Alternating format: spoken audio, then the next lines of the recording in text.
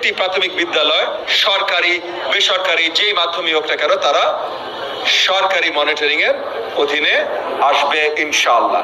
যে মনিটরিং অফিসাররা আছেন, পড়ার বই কি ব্যবহার করা হচ্ছে, কারিকুলামের অন্তর্ভুক্তি কি আছে কি নেই, টিচারদের কি মানের টিচার নিয়োগ দেওয়া হচ্ছে, তাদের ট্রেনিং আছে কিনা, আগামী দিনগুলোতে আমাদের সরকার একদম আমরা প্রতিজ্ঞাবদ্ধ বলতে পারেন যে আনট্রেন্ড কোনো টিচার আমরা ক্লাসরুমে দেখতে চাই না।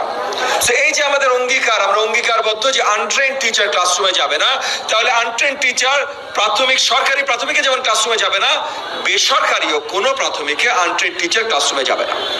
সেই সকল দায়িত্বগুলো আমাদের মনিটরিং অফিসারদের দায়িত্ব উপরে প্রদান করা হয়েছে। আগামী দিনগুলোতে তারা এই দায়িত্বগুলো শক্তভাবে পালন করবেন।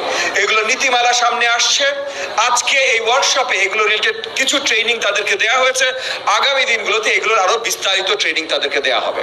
সো আজকে আপনাদের মাধ্যমে আমাদের মনিটরিং অফিসারদের যেটা বলা হয়েছে সেটাই আপনাদের মাধ্যমে জাতির জন্য পরিষ্কার মেসেজ।